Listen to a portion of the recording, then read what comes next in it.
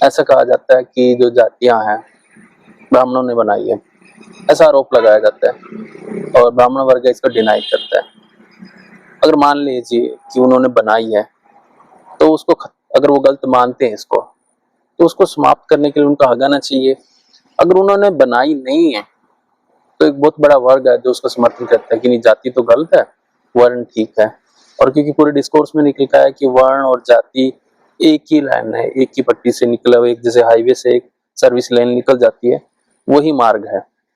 तो अगर ब्राह्मणों ने बनाई है तो उसका उससे कैसे मुक्ति पा सकते हैं अगर वो मानते हैं कि हाँ। देखो बात पता क्या है, अभी हम बात कर रहे हैं 2023 में जी, भारत को आजाद हुए मतलब 70 साल हो गए जी, चाहे ब्राह्मणों ने बनाई चाहे नहीं बनाई। अब हमारे पास एक संविधान है जी, जिसमें जाति के आधार पे भेदभाव या जाति के आधार पे जो पहचान है उससे हम सब भारत के लोगों ने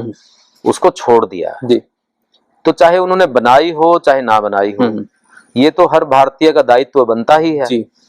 कि एक जाति विहीन समाज, शोषण विहीन समाज की स्थापना करने में अपना योगदान दे।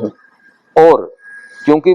ब्राह्मण या उच्च वर्ण या उच्च जाति के लोग, उनका समाज में प्रभाव ज्यादा होता है, वो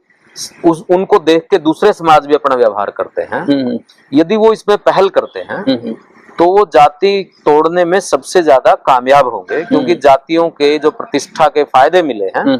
वो उन्हीं को मिले हैं। और कोई भी समाज यदि अपने विशेषाधिकारों को छोड़ता है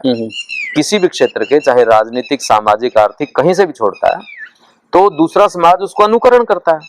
तो इसलिए हर दृष्टि से, संवैधानिक दृष्टि से, उसके बनाने की दृष्टि से या अपने प्रभाव क्षमता की दृष्टि से, क्योंकि ब्राह्मणों ने इस देश के अंदर जो भी कुछ, क्योंकि ज्ञानवान समाज यही है, बौद्धिक समाज भारत का एक ब्राह्मण या उच्च वर्ण ही रहे हैं,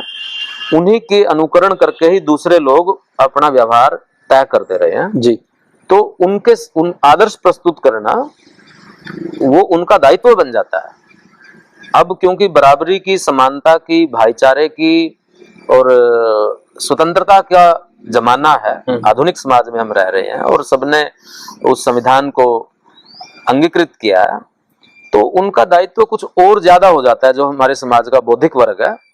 यदि वो ऐसी बुराइयों को खत्म करने की बजाय उससे चिपटा रहेगा और उसको भारत की संस्कृति के नाम पे या शान के नाम पे या कि अपने तुच्छ स्वार्थों के लिए, कि कुछ वजह से उनको बिना काम किए कुछ चीजें मिल जाएंगी दान के रूप में,